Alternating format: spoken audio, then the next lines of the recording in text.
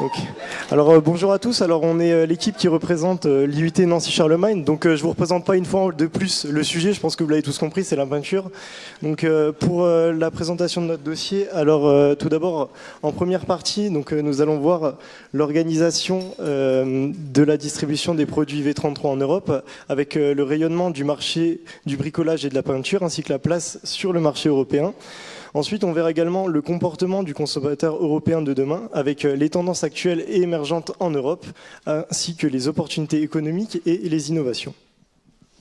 Donc en 2016, le marché du bricolage a représenté un chiffre d'affaires de 25,4 milliards d'euros. C'est un chiffre qui permet au marché du bricolage de conserver la première place des dépenses des ménages français. Malgré une forte évolution du marché à la fin des années 90 et au début des années 2000, on constate une très faible évolution ces dernières années, avec moins d'1% par an. Depuis 2016, on note également un redémarrage de l'immobilier, autant dans le neuf que dans l'ancien, avec une augmentation des transactions de 10% en 2017. Il y a donc de plus en plus de projets de bricolage, et ce qui fait progresser le nombre de chantiers neufs ou à rénover. Donc, en termes de bricolage, le commerce physique se répartit entre les grandes surfaces de bricolage qui dominent le marché avec 77%. Ensuite vient les négoces avec 15% du marché. Puis les petits commerces et l'e-commerce qui représentent chacun d'entre eux 3% du marché.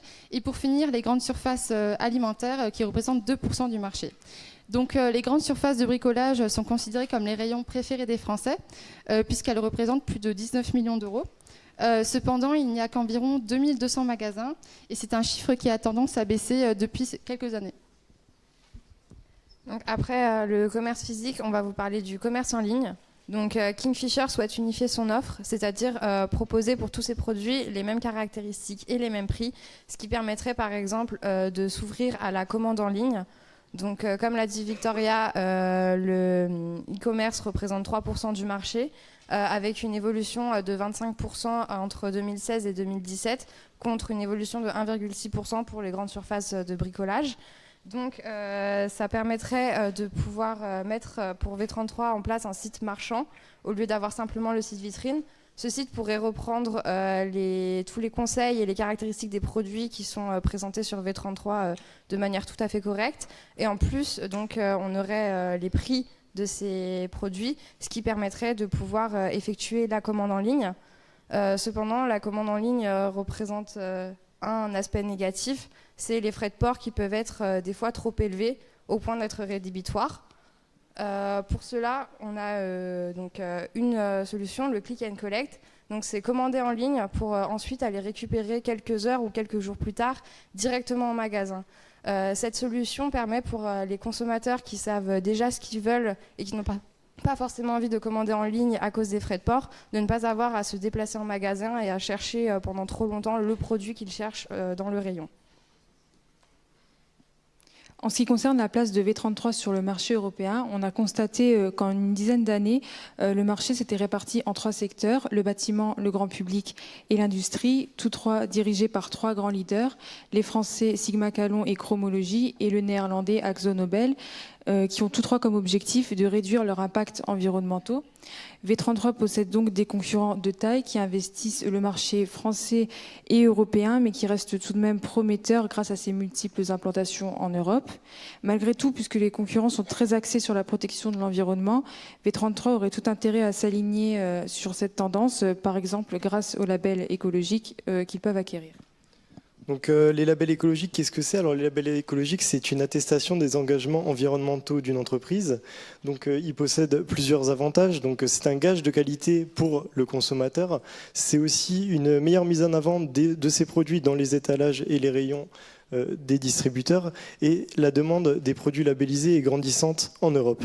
On a vu que V33 possédait déjà la certification, donc l'écolabel, avec du coup, le label européen, mais on a pensé qu'il fallait aller un petit peu plus loin, car l'écolabel est encore un peu simple à obtenir, donc on a choisi quelques labels plus difficiles à obtenir.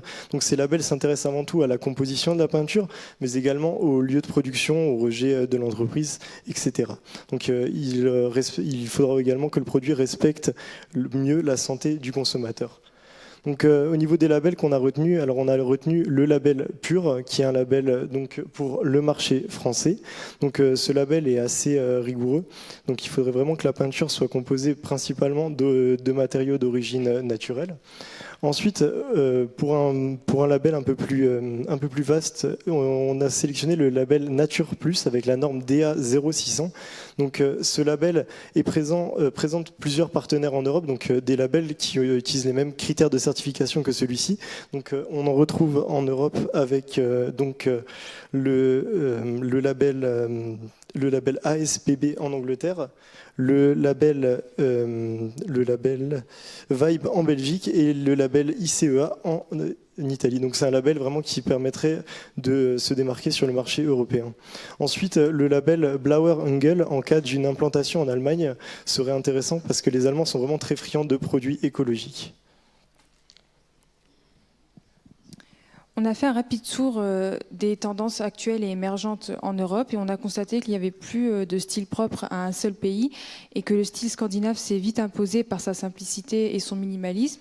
Il se caractérise par des parquets clairs et pour 80% des murs d'une maison, du blanc ou du gris, mais le pastel y trouve aussi sa place et en parallèle, la couleur fait son retour.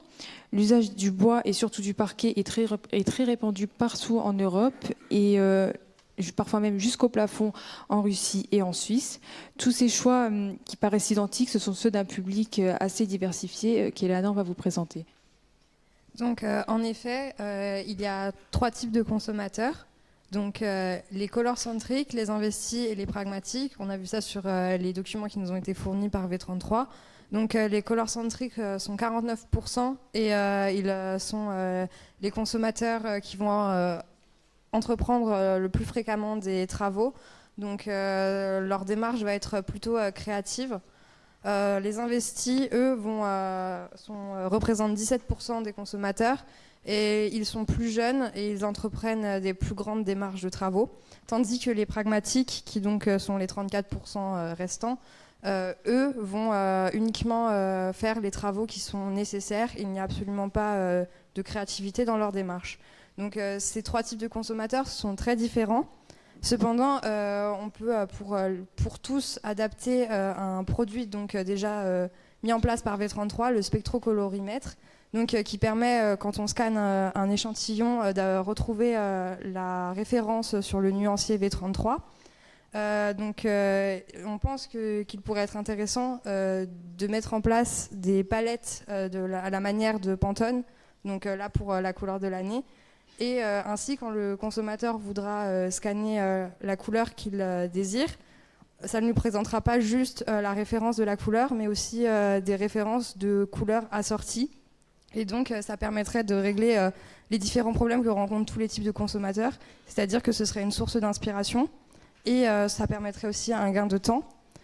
Et pour V33, ça représenterait aussi une promotion, car des sites non spécialisés proposent déjà des palettes d'assortiment. Cependant, les références donc, sont distribuées entre les différentes marques et que V33 propose ses propres palettes pourrait encourager un consommateur à qui la palette plaît à acheter du coup tous les produits dont il a besoin sur V33. La décision d'achat, quant à elle, se fait majoritairement en ligne pour des individus qui gèrent eux-mêmes l'embellissement de leur intérieur. C'est la tendance du DIY qui est très influencée par les émissions télé comme Déco, qui proposent du home staging et donc une redécoration à moindre coût. Et c'est ce qui expliquerait les 66% d'individus qui envisagent des travaux dans l'année. Un autre critère qui régit la décision d'achat, c'est la saisonnalité qui peut vite devenir une contrainte. Et pour y remédier, on a pensé à accentuer la mise en avant des produits comme les imprégnants protecteurs pour contrer les conditions météo. Puis ensuite, ce serait autour des décapants et des huiles. Concernant la peinture, on a pensé qu'il valait mieux mettre en avant les pots de peinture en mentionnant qu'ils ne nécessitaient pas forcément d'ouvrir les fenêtres pour la faire sécher en hiver. Mais cette mise en avant, elle pourrait aussi prendre effet sur un service de commerce en ligne. Donc à l'intérieur du secteur brico-dépôt, le commerce physique tient une grande place, mais l'importance du digital grandit. Ainsi, on a un parcours d'achat qui est multicanal, avec tout d'abord le canal online, avec les sites marchands des distributeurs Et ensuite, offline, avec le commerce en ligne. On a une part des consommateurs qui sait exactement ce qu'elle veut. Elle n'aura donc pas forcément besoin de se rendre en magasin afin d'avoir de l'aide d'un vendeur spécialisé. Elle pourra donc préférer commander en ligne. Concernant l'achat en ligne d'ameublement, le comportement d'achat ne découle pas du même degré de réflexion puisque ce n'est pas forcément le même coût. Par exemple, la durée de vie est plus longue pour le cas d'un ameublement ou de la décoration. C'est pourquoi 72% des clients ont tendance à se rendre tout d'abord en magasin afin de pouvoir voir, toucher, tester ou encore profiter de l'aide et des conseils d'un vendeur spécialisé. Même si l'achat physique permet de réduire, d'éviter les frais de livraison, Internet a transformé complètement les comportements d'achat. Et le concept de Web to Store a joué un rôle important pour ce marché, puisqu'en 2015, 60% des clients se rendaient tout d'abord, dans un premier temps, sur le site en ligne afin de s'informer sur l'achat, et 40% d'entre eux réalisaient l'achat de ce même produit directement au magasin. Aujourd'hui, on a encore une évolution qui est constatée, puisque 40% des Français sont prêts à acheter en ligne. En ce qui concerne les nouveaux marchés à investir, on en a retenu 2. Les Russes, qui sont très friands de produits français et grands amateurs de bois, et qui pourraient donc devenir des clients fidèles en matière de produits pour le bois. Et l'Allemagne, qui a des attentes concernant les produits écologiques et qui gagnerait donc à être réinvestie. En ce qui concerne les opportunités économiques et les innovations, donc on a pensé qu'il fallait vraiment miser sur l'écologie parce que ce sera vraiment un des enjeux de demain. L'Europe va vraiment prendre une place importante dans tout ce qui est écologie, donc ça va vraiment se tourner vers ça. Et la peinture écologique, pour l'instant, c'est un marché qui est peu concurrentiel. Donc la peinture écologique, c'est de la peinture où on remplace donc les composés pétrochimiques par des composés d'origine naturelle, comme de la chaux ou de l'huile, par exemple. Donc elle est bien meilleure pour la santé du consommateur. Pour l'instant, c'est un secteur, comme je dis, qui est peu concurrentiel et qui est prometteur dans les années à venir. On a également vu que V33 possède la certification ISO 14001, donc qui atteste du bon comportement de l'entreprise par rapport à ses rejets et à sa consommation, sa consommation électrique et ses autres consommations. Donc on note que de plus en plus d'entreprises se font certifier. Donc c'est vraiment important dans l'élan d'une entreprise qui respecte l'environnement d'être toujours à la pointe des technologies et des normes qui régissent du coup l'environnement. Ensuite, en ce qui concerne les nouvelles technologies, nous avons pu voir que les artisans seraient amenés à bientôt utiliser le robot peintre qui devrait être commercialisé à l'horizon de 2019. Donc ce robot peintre assistera l'artisan dans sa tâche, donc qui sera de peindre des surfaces plus grandes, donc ça lui fera gagner du temps. Alors on a pensé que V33 pouvait créer une peinture spéciale pour ce robot peintre afin d'avoir un monopole sur ce nouveau marché qui n'est pas encore exploité. En continuant sur le secteur de la robotique, nous avons pu voir également que le drone peintre devrait faire son apparition dans les années à venir. Donc ce drone peintre permettrait de peindre les façades des maisons.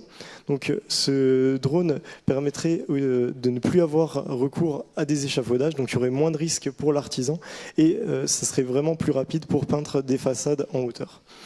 Ensuite, en ce qui concerne les nouvelles technologies, nous avons pu voir que V33 possédait des peintures isolantes acoustiquement et des peintures thermiques, mais elle ne possède pas encore de peinture conductrice d'électricité.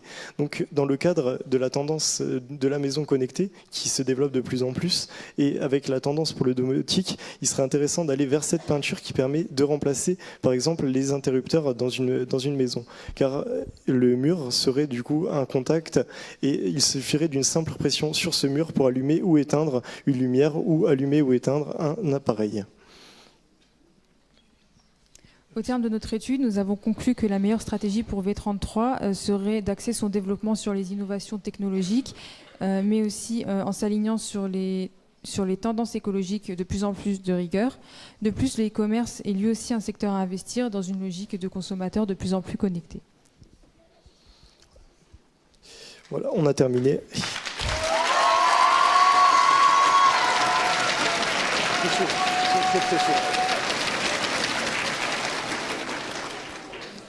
Merci.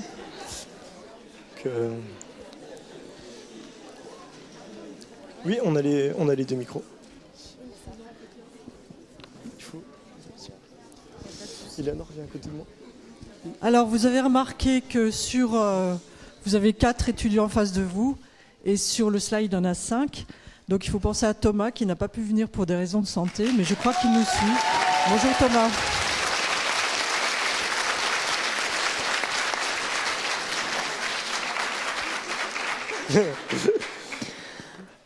Alors moi j'ai une première question. Pourquoi les veilleurs du bois poli? Du bois joli.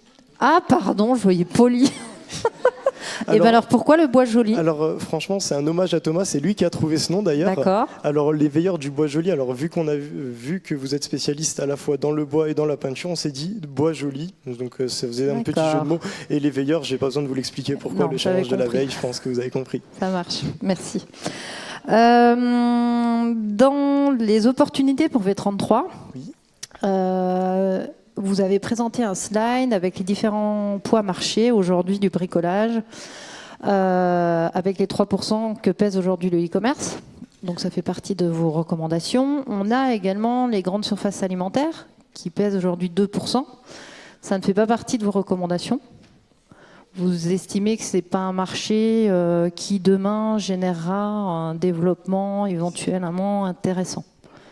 C'est parce que vous êtes le seul à avoir cité en fait les parts de marché de la GSA, donc sur ça que je reviens dessus. On a plus accentué sur le e-commerce parce qu'on pense vraiment avec la génération qui va arriver que c'est le secteur qui va le plus se développer.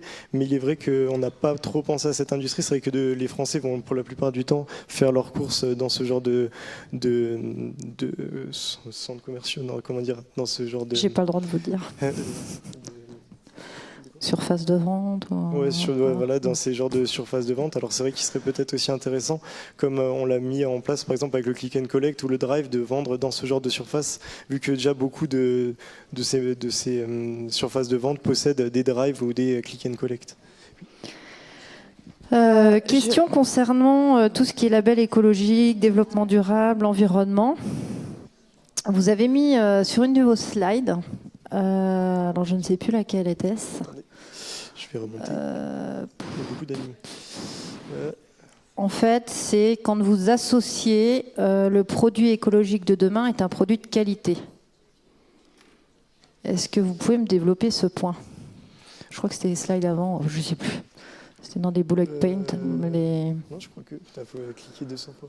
Donc, un gage de qualité pour le consommateur. En quoi un produit écologique en fait, c'était dans gage de qualité? C'était dans le cadre des labels. Un produit écologique sera peut-être pas forcément de bonne qualité, mais un produit écologique labellisé, ça sera pour lui une attestation de la qualité de ce produit. D'accord.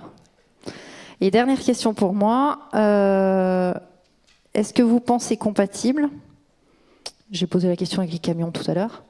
Que ce soit compatible d'avoir des peintures nouvelles technologies, type conductrice, électricité ou autre, et des produits écologiques avec des labels c'est vrai qu'on peut se poser la question parce que ces peintures seront bien sûr plus polluantes, mais il faut aussi penser qu'on est dans une société qui va de plus en plus s'orienter vers du coup la maison connectée ou ce genre de choses. Alors les gens vont être de plus en plus friands de ce genre de choses.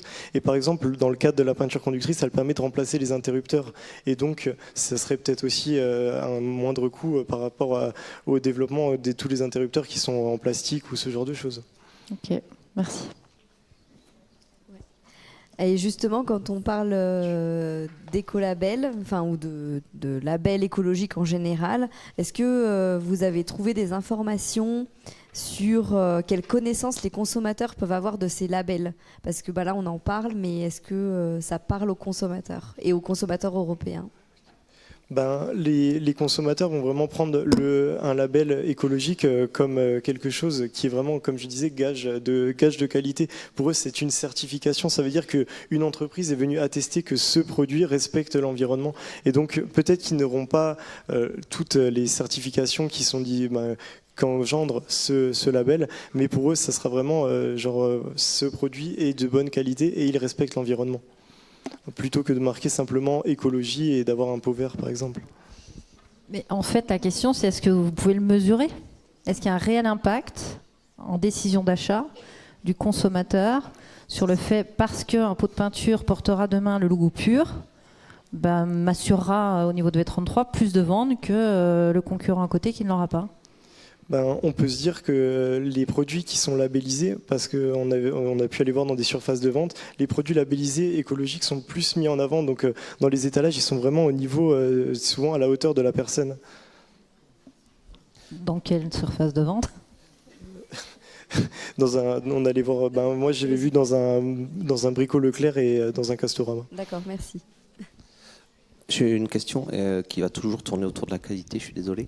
D'un point de vue du consommateur, vous diriez qu'il évalue comment la qualité d'une peinture? C'est quoi, pour lui, la qualité d'une peinture, ça se définit à partir de quoi? En dehors du coût du label.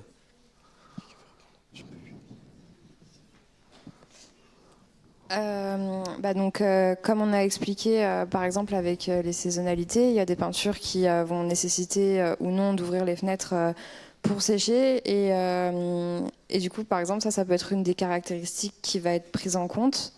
Après, les labels en fait garantissent différentes choses. Par exemple, le label pur garantit que 95% minimum du produit est d'origine naturelle. Donc, quand on voit le label, ça signifie qu'on sait à peu près quelles sont les composantes dedans. Et après, forcément, je pense qu'il va tenir aussi en compte le prix, peut-être les avis qu'il va trouver sur Internet.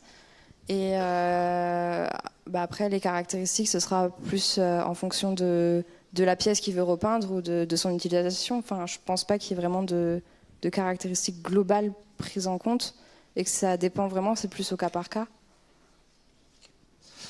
Et une question, du coup, vous n'avez pas forcément abordé là, et qui est plutôt dans votre dossier.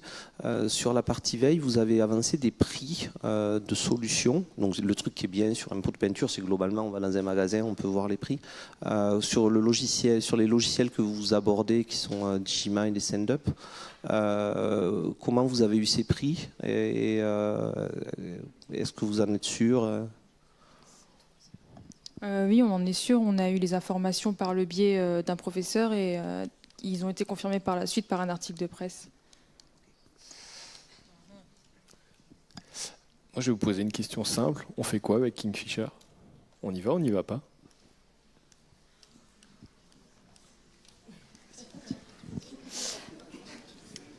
C'était le sujet. Alors déjà, on a vu que sur Castorama, par exemple, il est possible d'avoir le click and collect dont on a parlé juste avant. Donc d'essayer d'aller là-bas, ça peut montrer du coup à Kingfisher qu'on essaye aussi de suivre du coup pour ne pas être déréférencé. Après, c'est vrai qu'on n'a pas trop traité ce point-là parce qu'à partir du moment où il y avait marqué que Kingfisher allait unifier ses offres, on se dit que c'était pas, la question, le sujet n'était pas de savoir si on estimait qu'il fallait suivre ou non Kingfisher, mais c'était plutôt un fait et on est parti du fait que le but était quand même de rester avec Kingfisher. C'est comme ça qu'on avait compris le sujet. Par rapport aux premières slides que vous présentez sur la distribution en Europe, je crois que vous êtes la répartition GSB, voilà celle-là. Donc vous parlez de distribution en Europe. Moi j'ai l'impression que ce sont des chiffres France. C'est en France. On n'a pas dit que c'était en Europe. Est-ce que vous avez non, mais comme c'est le titre, c'est pour ça. Est-ce que c'est Est-ce que vous avez vérifié si cela s'appliquait aux autres pays européens dans lesquels nous étions présents? Non, on n'y a pas pensé, on n'a pas eu le temps forcément.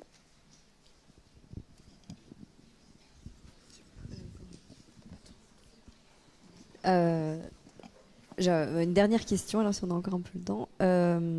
Vous avez parlé des frais de port lorsqu'il y a par e-commerce une livraison, soit en domicile, soit directement dans le commerce physique. Et je voulais que vous éclaircissiez le point sur pourquoi, lorsqu'il y a une livraison en commerce physique, il n'y a pas de frais de port. Alors en fait, c'est parce que la commande en ligne et le click and collect, donc qu'on peut apparenter au drive, sont deux choses complètement différentes. C'est-à-dire que quand on va commander en ligne, on s'attend surtout à ce que ce soit chez nous, donc il y a des frais de port. Alors que le click and collect, on va demander en fait à un magasin en particulier, donc qui a son hangar avec, et c'est en fonction des stocks du magasin où on va les chercher, d'où l'absence de frais de port. C'était pas le réseau e-commerce de V33. Oui, d'accord. Ok. Merci.